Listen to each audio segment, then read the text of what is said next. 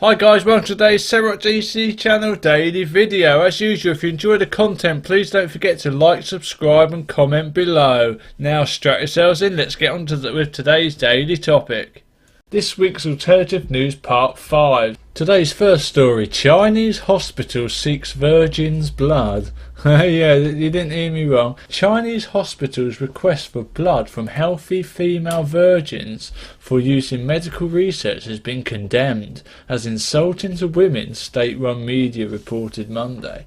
The Peking University Council said it needed the blood of 100 female virgins aged from 18 to 24 for studies on the human papillomavirus, which is usually transmitted through sexual contact, the China. Some internet users have condemned the request as promoting virginity worship and demeaning to women. Why do people always say that?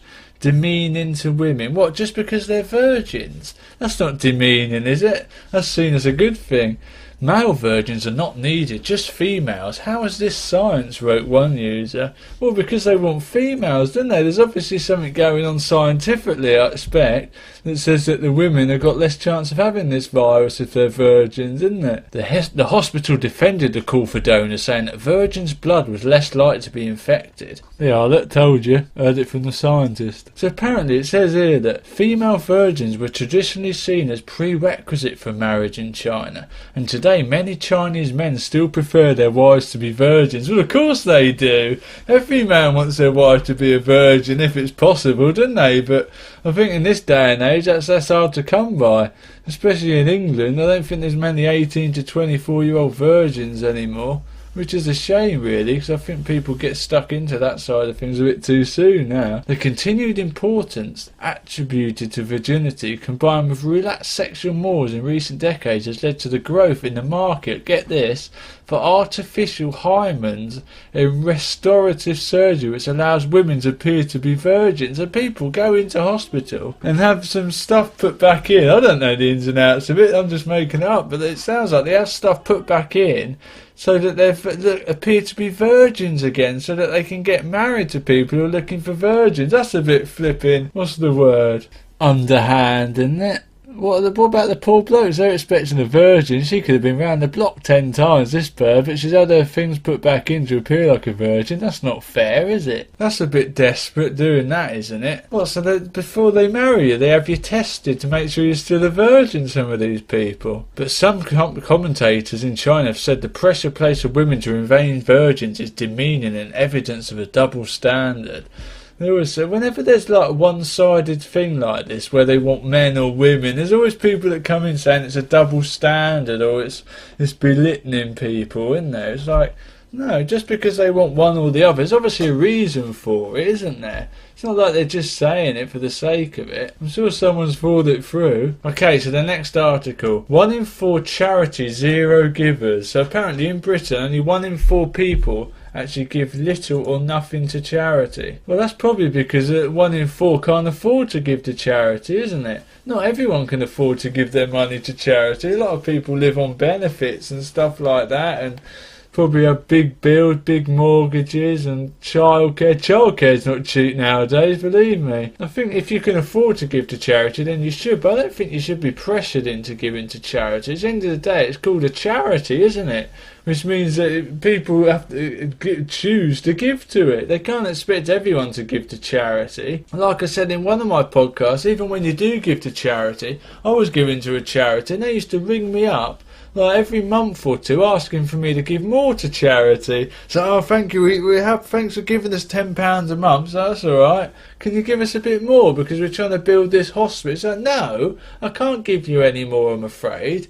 £10 a month should be enough for you. Why do they always want more, these people? That's the thing. Once you start giving, they expect you to keep giving and giving and giving and giving more all the time. Just be happy with what you're getting from people. And if 1 in 4 can't afford to give you money, then 1 in 4 can't afford to give you money, isn't it? It's a fact. So stop harping on about it, making people feel guilty. Right, next story. Vending machine that dispenses live crabs in Hangzhou.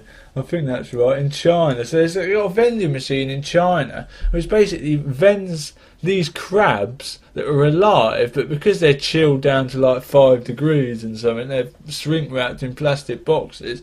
They've been sedated, but they're still alive. So people go out and buy these things in like vending machines, like we buy crisps or chocolate bars or cans of drink. I know they eat anything out there, don't they? There's no such thing as a bug. They see everything as food. In this country, you wouldn't get away with it. In Britain, that is. We're so high on health and safety here, you can't get away with that. If there's a fly flying around the restaurant, the blimmin' people flipping shut you down. Apparently they're large hairy crabs. Apparently there was a shortage of them, but now there's hundreds of thousands of the bloody things. So they're putting them in these vending machines and people out there buy them, like, and they just eat them. I assume they eat them raw, do they? I suppose they must eat them raw. Imagine that, eating a raw crab that's alive. You have to kill it on the side of the road or something. No, you wouldn't get away with that in England, that's for sure. Okay, next headline. Who you gonna call? Belief in ghosts is rising. Who you gonna call? Ghostbusters! Bloody ghosts! That's an awesome film, isn't it? Ghostbusters. There must have been centuries of sightings with no proof of their existence. Talking about ghosts now. But a new study suggests belief in ghosts is rising in the UK. More than half of those taking part, 52%, that's more than half, isn't it? I'll vouch for that, said they believed in the supernatural, a marked increase on the previous comparable studies. In 2009 and 2005, which both found a level of around 40%. So over the last 4 years, the belief in extraterrestrials and ghosts and all that sort of thing has risen, apparently, by 14%, by 12%, can't even add up. The survey also found that 1 in 5 claimed to have had some sort of paranormal experience. What's that mean, some sort of paranormal experience? Interesting, the supernatural has become business in recent years. Yeah, that's due to them flipping TV shows, isn't it? Where they go along and they hook up a load of stuff in this haunted, so-called haunted place, isn't they? All these like cameras and all the blimmin' motion sensors and all that, and they blimmin' film it at night live and stuff, and every time there's a creak in the floorboards or something, they flipping all jump on it. Never end. They never get anything though, do they? They've got all these cameras rigged up and they never get any decent evidence of an actual flipping picture or a photo or a movie of an alien, of a ghost. So what's hook 'em all up? It's like they make series of this stuff and they never see anything, do they? I reckon a lot of it's just made up. Yeah, so they reckon there's a rise in it. Yeah, so what? It doesn't matter, does it? At the end of the day, everybody could believe in it. It don't make it happen, does it? It's not going to make ghosts appear all the time. It's like the ghosts aren't sat back there thinking, yeah, we're not going to come out until everyone believes in us, are they? They're flipping, they don't care. Why don't any of them want to be caught on camera anyway? If you were a ghost, surely you want to be a famous ghost when you want to be on camera. I flipping would. If I'm going to put the time to go wandering around my old house or something like that, some old abbey somewhere, at least get caught on film and be famous for it if you're a ghost. Why are they so hiding? Why are they all so secretive, these ghosts? You'd think that if they want to be attention seekers, they'd be wanting to get on camera, wouldn't you? Anyway, there's a news story that the world's oldest man dies in New York, aged 112. Every flipping on this website, every week there's an world's oldest man here. They're either claiming there's a new one popped up who's like last week, 160. This bloke last week, wasn't he, in my last podcast? Now apparently there's the world's oldest man who's 112 has died in New York. What gets me about these stories is no one mentions them until they flipping die, do they? It's like they know who this bloke is, they know how old he is, they know he's still alive, they know where he lives and all that, but no one interviews him when he's alive. They're only interested when he's dead.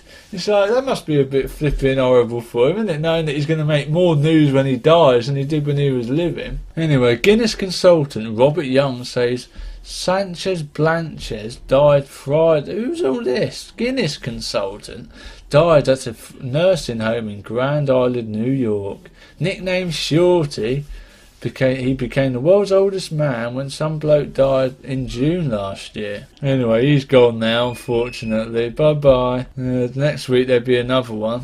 Okay, today's last story. US nearly detonated nuclear bomb over North Carolina in 1961, apparently. This has been revealed in a new book. A B-52 bomber accidentally dropped 2 hydrogen bombs over North Carolina, according to a new book by a nuclear weapons expert.